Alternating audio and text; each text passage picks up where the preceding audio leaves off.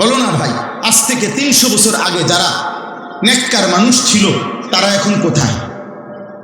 বলে না, সবাই বলে। আজ থেকে 300 বছর আগের জালিম যারা পাপী তারা কোথায়? হ্যাঁ, আবু বকর, ওমর, এই দুই সাহাবী, ওনারা এখন কোথায়? আবু জাহেল, আবু লাহাব, এই দুই বেঈমান, এরা এখন কোথায়? তাহলে ইমানদারও কবরে, নাফরমানও কবরে। এই পৃথিবী কাউরি থাকতে দেয় না, অনুগত কেউ না, অভাগ্য কেউ না, মুসা কেউ না, ফেরাউন কেউ না, ইব্রাহিম কেউ না, নমরুদ কেউ না, পৃথিবী কাউকে থাকতে দেয় না, কাউকে না। সূর্য থামে না রে আব্বা। আব্দুল কাদের জিলানী রহমতুল্লাহ আলাইহি সাইয়্যিদুল আউলিয়ার যেদিন মৃত্যু হয়েছে সেদিনও সূর্য চলছে। ফেরাউন নমরুদের যেদিন মৃত্যু হয়েছে সেদিনও সূর্য চলছে। পৃথিবী থামে না। পৃথিবী কি সময়ের গতি থামে না রে আব্বা। তুমি থাইমা যাই, তুমি কবরে পৌঁছে যাই। এই অহংকার, এই বড়াই, এই শরীর স্বাস্থ্যের যৌবনের বাহাদুরি, মা বাবার বেপরাই। মৌলানা বলল পিতা মাতার অবাধ্যতার ব্যাপারে অনেক সুন্দর কথা বলছে মৌলানা, মাশাআল্লাহ। আমি কিছুটা শুনছি, অনেক চমৎকার বয়ান করছে। আল্লাহ তাআলা জবানে বরকত দান করেন। তো এই জন্য বললাম এটা জরুরি। তো আমার বলার উদ্দেশ্য হলো এই 3টা পাপ মারাত্মক, মনে রাখবা যুবক। 1 নাম্বার শিরিক, 2 নাম্বার উপার্জনের হারাম। যারা অভিভাবক আছেন, রোজগার করেন, যারা পয়সা কামাই করেন, আপনাদের জন্য কথাই, উপার্জনের হারাম কইরা আমনও টিকতেন না, ফ্যামিলিও টিকত না, ফ্যামিলিও টিকত না। 70 বছর পরে না, 700 বছর পরে হইল আমনের বংশধরের মানুষ এটাই কইব, ওই তো তোরে চিনি, তোর দাদা সুদখোর আছে। সার বেটা আনতে, বেটা লম্বা লম্বা কথা কইতে যা, বেটা তোরে চিনি না, বেটা আমরা চিনি না, আমরা জানি না তোমার আব্বা কিতা আসিব, বাটপাড়ের হদ্দার আসিব, বেটা ওনা হিসেবে লম্বা লম্বা কথা কইতি। বেটা পাপ মুছা যায় না, পাপ কি করা যায় না, মুছা যায় না। আল্লাহ মাফ না করিলে, তওবা না করিলে, আল্লাহর কাছ থেকে মাফ না নিলে বড় মুশকিল, বড় মুশকিল, বড় মুশকিল। যেন হারাম রোজগার করবেন না, হারাম রোজগার করেন না। হারাম রোজগার শুধু শুধু কেন সুদ নিলেন, কেন কিস্তি নিলেন, কেন লোন নিলেন, কেন ওজনে কম দিলেন, কেন মিথ্যা বললেন? আহা, আল্লাহ তাআলা বলে বান্দা, এত বড় সূর্য, এত বড় চন্দ্র, এত বড় আসমান, এত বড় জমিন, এত আলো, এত বাতাস, এত রোদ, এত বৃষ্টি, এত আলো, এত অন্ধকার, গ্রহ নক্ষত্র, এত গাছ, এত ফুল, এত ফসল, এত পশু, এত পাখি, এত কীট পতঙ্গ, এত কিছু আমি তোমার জন্য ব্যবস্থা করতে পারতেছি। প্রতিদিন, প্রতি ঘন্টা অল্প পোগা ভাত আর একখান গড় আমি বুঝি তোমার দিতে পারতাম না। এই বুঝি কয়টা বাতের লেগা আর একখান গড়ের লেগে এতটি মিথ্যা কথা কইলা? এত সুদ, এত কিস্তি, এত মিথ্যা, এত ধোকা, এত ওজনে কম দেওয়া, এত বাটপারি করলা এই গড়িয়ানের লেগে? বলেন না, একজন মানুষের শেষ পর্যন্ত কিতা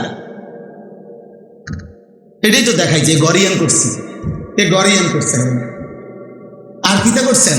আর এই বাজার সদাই পাঙ্গাস, তেলাপিয়া, খিরা, টমাটো, দইমেতা, কাঁচামরিচ, দুন্দুল, করলা, আর কিতা, আর হলো বন, বিড়ি, চা, আলু চপ, পেঁয়াজ, পান, সুপারি, এই শেষ। এই চাচার হায়াত শেষ। 70 বছরে কতগুলো বহন খাইছে আর বিড়ি খাইছে। শেষ বয়স কেমনে কাটাইছেন কাকা? এই আল্লাহর রহমতে আপনাকে 10 জনের দোয়ায় চা দোয়া নেই, আমরা দোয়ায় আমরা চা দোয়া নেব, বুঝলেন? বিড়ি খায়, শুধু বিড়ি খায়।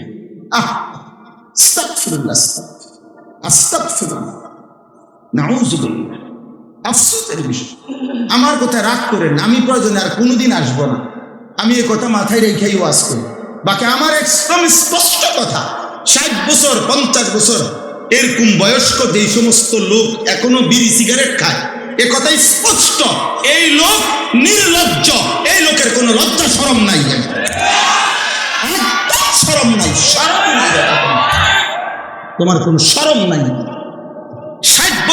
বয়সেও আপনার থেকে যদি এই সমাজের ছেলে পেলে নাতি নাতনি কিছুই শিখতে না পারে, আর কোন দিন শিখবো আপনার থেকে? 60 বছর বয়সে আপনার থেকে কি শিখবো? বিড়ি ঘরের থেকে শিখবে কি? কথা বলেন না কেন? চা দোকানে যে নর্তকীর নাচ দেখে, টেলিভিশনে নর্তকীর নাচ দেখে, এমন বুড়া মেয়ের থেকে বাকিরা কি শিখবে? বলেন, আপনি বলেন, বলক একজন এখানে বলেন, কি শিখতো আপনার থেকে? বিড়ি খানা? কি শিখতো? আপনাদের সন্তান আপনাদের কাছে আমানত। এই ছেলে পেলেগুলো নামাজ পড়ে না, এই ছেলেগুলো সারাদিন রাত মোবাইল টিপতেছে। আমি সেদিন আব্বা গত শনিবারে আমি এক জায়গায় ফজরের নামাজ পড়ছি, মাহফিলের জন্য যাইতেছিলাম আরেক জায়গায়। সারা রাত্র জার্নি করে রাস্তার পাশে এক মসজিদে ফজরের নামাজ পড়তে ঢুকছি। আমি এবং আমার শায়েখ আল্লামা মুফতি মুশতাকুর নবী কাসেমি, আমরা দুইজনের গাড়িতে ফজরের নামাজের জন্য ঢুকে দেখি, আল্লাহর কসম এই কোরআন হাতে বললাম, মসজিদের মধ্যে দেখছি শুধু 2 জন মুসল্লি, 2টা ছেলে। ইমাম সাহেবটাও একটা ছেলে, মুসল্লিটাও একটা ছেলে। এই 2টা ছেলে ছাড়া একটা লোক মসজিদে নেই, একটা লোক নেই, একটা লোক নেই।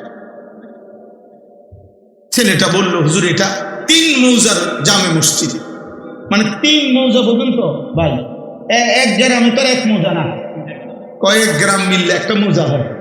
3 মৌজার জামে মসজিদ এটা। শুধুমাত্র 2টা ছেলে ফজরের নামাজের জন্য মসজিদে।